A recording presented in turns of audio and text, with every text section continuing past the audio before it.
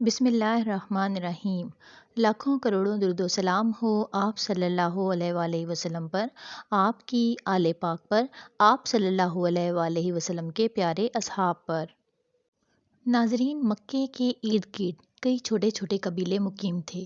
انہی میں سے ایک قبیلہ بنو راج تھا۔ ایک شخص جو قبیلہ بنو راج سے تعلق رکھتا تھا، اس کے پاس کوئی روزگار نہیں تھا اور نہ ہی وہ اعلیٰ درجے کا کوئی تاجر تھا۔ تاہم اس دور میں مویشیوں کی تجارت عام تھی، لہٰذا اس نے بھی ایسا ہی کیا۔ وہ اپنے پاس موجود رقم کے مطابق اپنے قبیلے میں سے مویشی خریدتا اور مکہ شریف میں چونکہ بڑے بڑے سردار وہاں موجود تھے، انہیں جا کر بیچ دیا کرتا اور اپنی قیمت خرید سے کچھ اضافی پیسے کما کر منافع حاصل کر لیتا، اور یہی اس کا معمول بن چکا تھا۔ وہ اکثر جانور مکے کے بازار میں لا کر بیچتا۔ کسی بدبخت نے اسے یہ بھی کہہ رکھا تھا کہ نعوذ باللہ، یہاں پر ایک جادوگر ہے، بس تم اس کے بہکاوے سے بچ کر رہنا، اس نے نبوت کا دعویٰ کیا ہوا ہے۔ اب اس تاجر کے لیے جگہ نہیں تھی، اس لیے اس نے اس بتانے والے کا یقین کر لیا اور مزید کوئی سوال نہ کیا۔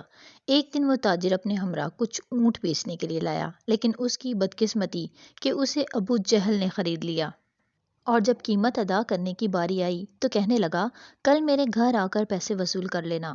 تاجر نے کہا، میں آپ کا گھر کیسے تلاش کروں گا؟ ابو جہل نے اسے اپنے گھر کا پتہ بتا دیا۔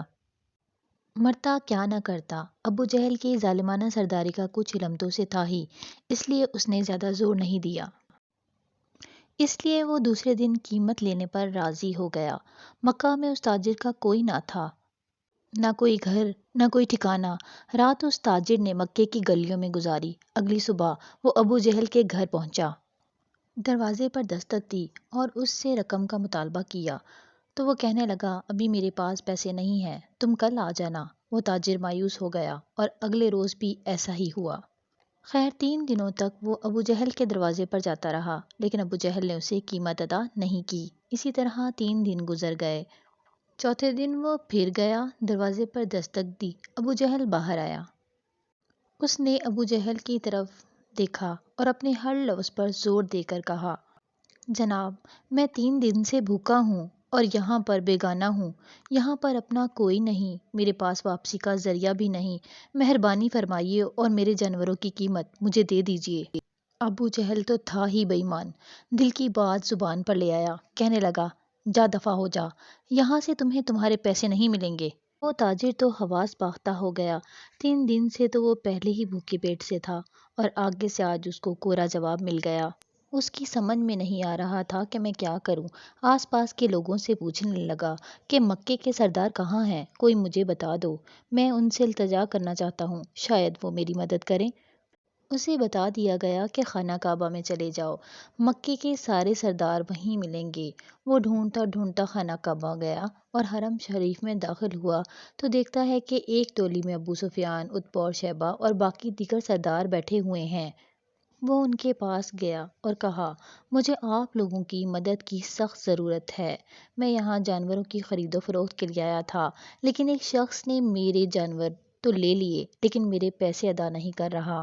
عتبہ نے پوچھا، وہ کون شخص ہے جو تمہارے پیسے نہیں دے رہا؟ مجھے بتاؤ، میں اسے دیکھتا ہوں۔ تاجر کہتا ہے، میں نے کہا، اس کا نام ابو جہل ہے۔ وہ سب خاموش ہو گئے، ان کی گردنیں جھک گئیں۔ وہ سب کہنے لگے، تم بہت برے شخص کے ہاتھ پھنس گئے ہو، وہ ہم سے بھی طاقتور سردار ہے۔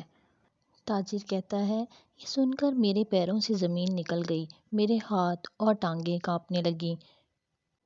میں نے کہا، اب میں کیا کروں؟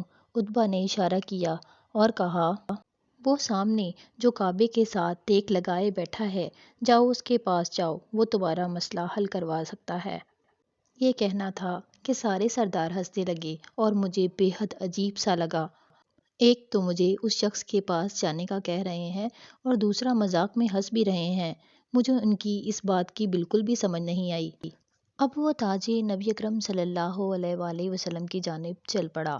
وہ آپ کو نہیں پہچانتا تھا، لہٰذا اس نے آپ کو وظائف پڑھتے ہوئے دیکھا تو ایک طرف بیٹھ گیا اور سوچا کہ جب وہ فارغ ہوں گے تو عرض کروں گا، مگر سبحان اللہ، شان مصطفیٰ صلی اللہ علیہ وآلہ وسلم کہ جیسے ہی وہ آدمی آپ کے پیچھے بیٹھا، آپ نے اپنا رخ اس کی طرف کر لیا اور 2 باتیں فرمائیں، پردیسی لگتے ہو، اور پریشان بھی دکھتے ہو۔ وہ تاجر کہتا ہے کہ مجھے ایسا لگا جیسے مجھے میری بچھڑی ماں مل گئی ہو۔ ان کی محبت اور شفقت دیکھ کر میری آنکھوں سے آنسو نکلنے لگے۔ جیسے ہی میری آنکھوں سے آنسو نکلے، نبی اکرم صلی اللہ علیہ وآلہ وسلم نے میرا نام پوچھا، ناکام، ہلکے سے میرے کندھے پر تھپکی دی اور فرمایا، تو غم نہ کر، تو جیسے کہے گا تیرا کام ہو جائے گا۔ حضور اکرم صلی اللہ علیہ وآلہ وسلم مجھے گھر لے آئے اور ایک ٹوٹی چٹائی پر بٹھا دیا۔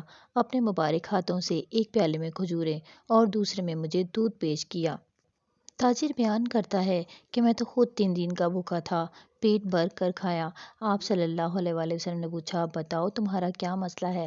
میں نے سارا ماجرا بیان کر ڈالا۔ فرمانے لگے، فکر مت کرو، وہ خود تمہارے پیسے دے گا۔ مجھے اپنے ہمراہ لے گئے اور ابو جہل کے دروازے پر دستک دی۔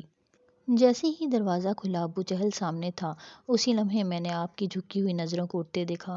نبی اکرم صلی اللہ علیہ وآلہ وسلم نے جو جملے بیان کیے، نہ جانے ان جملوں میں ایسی کیا طاقت تھی کہ ابو جہل لرز کر رہ گیا۔ حضور اکرم صلی اللہ علیہ وآلہ وسلم نے فرمایا، ابو جہل، تیرا کیا خیال ہے کہ پیسے دبانے اور دوسروں کو ستانے والے بڑے سردار ہوتے ہیں؟ غریبوں کا خون چوس کر سردار بنے گا؟ لاؤ جلدی اس کے پیسے لوٹا دو۔ ابو جہل کی ٹانگیں کانپنے لگی۔ وہ کہنے لگا، جی جی ابھی دیتا ہوں، اور ساری کی ساری رقم ہی ادا کر دی۔ یہ قصہ اس تاجر کی نبی اکرم صلی اللہ علیہ وآلہ وسلم سے ملاقات کا سبب بنا، جس کو آپ صلی اللہ علیہ وآلہ وسلم کے بارے میں نعوذ باللہ پہلے ہی بدظن کر دیا گیا تھا۔ جب وہ تاجر جانے لگا تو اس نے پوچھا، مہربان انسان آپ کون ہیں اور آپ کا کیا نام ہے؟ آپ صلی اللہ علیہ وآلہ وسلم نے فرمایا، چھوڑیے جناب، آپ کا کام ہو گیا ہے، اب آپ جا سکتے ہیں۔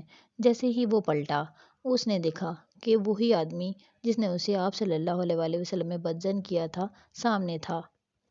اس نے اسے پکڑا اور کہا، ارے بھائی، تم اس جادوگر کے پاس کیسے پھنس گئے ہو؟ یہ تو وہی جادوگر ہے جس کا میں نے تمہیں بتایا تھا کہ خود کو نبی مانتا ہے۔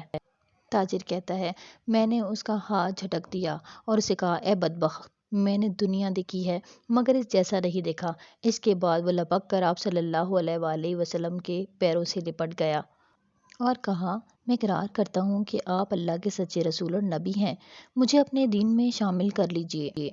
اس طرح وہ تاجر آپ صلی اللہ علیہ وآلہ وسلم سے کلمہ پڑھ کر مسلمان ہو گیا۔ ناظرین، یہ واقعہ آپ صلی اللہ علیہ وآلہ وسلم کے اعلیٰ اخلاق اور اعلیٰ کردار کی بہترین مثال ہے۔ ہمیں بھی چاہیے کہ ہم نبی اکرم صلی اللہ علیہ وآلہ وسلم کی سیرت اور سنتوں پر عمل کریں، خود کو بدلیں تاکہ ہم دنیا والوں کو بھی بدل سکیں۔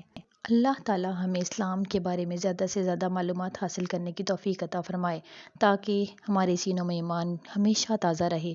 امید کرتی ہوں کہ آپ یہ قصہ اپنے بچوں کو بھی سنائیں گے تاکہ انہیں بھی معلومات حاصل ہوں۔ ویڈیو پسند آئے تو اسے شیئر کرنا مت بھولیے، لائک کا بٹن پریس کر کے اپریشیٹ کرنا نہ بھولیے، اور اگر آپ ہمارے چینل میں نئے ہیں تو اسے سبسکرائب کرنا مت بھولیے۔ شکریہ، جزاک اللہ خیر۔